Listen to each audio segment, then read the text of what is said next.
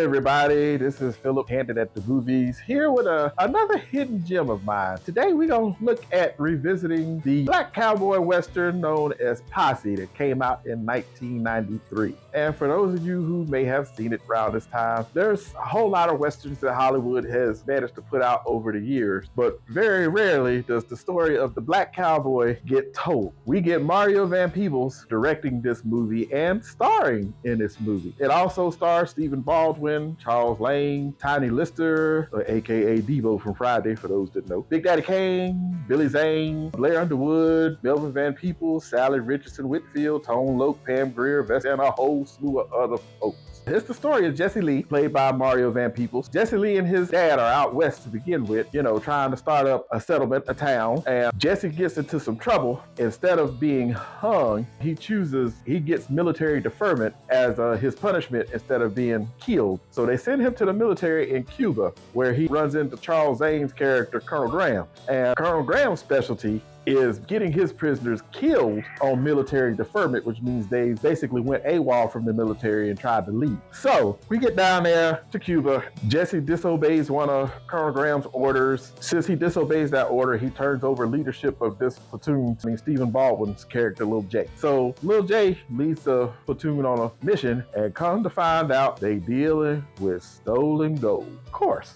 So Jesse Lee figures out, hey, this ain't how this is supposed to go. Pack this up. We got to get the heck out of Cuba. And they figure their way out of Cuba through the funeral ships, because they don't leave the dead in Cuba. They bring them back to America to bury them. So Jesse Lee and the gang end up hiding out in these coffins to escape Cuba and end up in New Orleans. But Colonel Graham done figured out all this, and he's hot on their tail. They get to New Orleans and they having themselves a little good time. And that's where they introduce Father Time to the group, because he's a poker player just like Lil J. And they get out of there and they start counting up they little winnings from poker games, when of course Colonel Graham shows up and he's out to kill all of them. And about this time, Jesse Lee has already left the group because he's got some business to take care of out west, and he don't want to involve the rest of the gang. Well, they end up catching up to him, and he tells them right quick, I got some stuff I gotta take care of. Don't ask no questions and need answers. So if you with me, you with me. If you ain't, leave now. So stops at this one town, gets the gold bars turned into gold bullets, because he believes, like what the hoodoo ladies in Louisiana say, that if you want to get rid of spirits that are haunting you in this life and the next, you kill them with gold bullets. So Jesse Lee gets these 6 gold bullets made, and it just so happens one of the guys that he needs to get rid of is in that town. So yeah, he tries to get Father Time to kill the blacksmith so that he's not squeaky clean and he can get chased after him just like the rest of them. Well, he ends up chickening out that time, and Jesse Lee takes care of that problem, takes care of the one guy in town who's the sheriff that's from his past. They barely get out of there before Colonel Graham and his brigade show up. So they're on their way out west.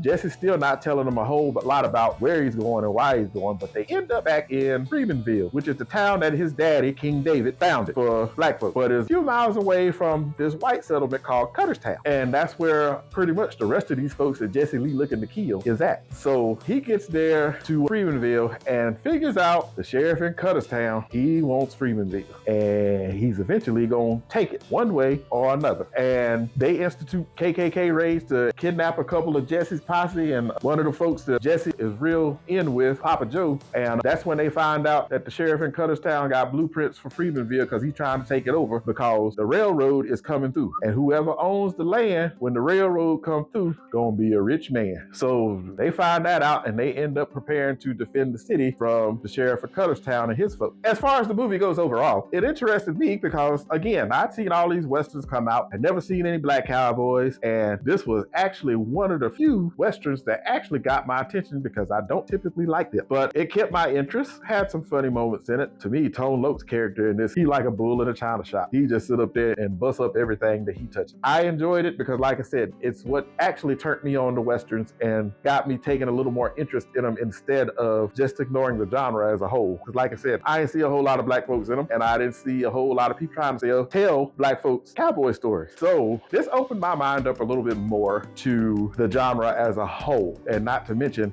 like I said, it had 1,000,001 folks in it that we recognized. So yeah, I would recommend that you check it out, because to me, it was some interesting history to see. And it was also good to see some of our brothers and sisters in an era where they don't get talked about much. You get a chance, check it out. I think you'll appreciate it. And again, it was an interesting turn for Mario Van Peebles coming off of New Jack City to give us a black Western. I think he did a good job with it. It's something that if I see it on TV, I'll actually stop and watch, kind of like some of our other movies that we do. No matter where you catch it, if you catch it, you're going to stop and watch. So yeah, give it a try. I think you'll enjoy it. Again, if you like me and wasn't that much into Westerns, this might be one that you can actually get into and watch and enjoy. So with that, this is Phillip at Candid at the Movies. Y'all have a good day.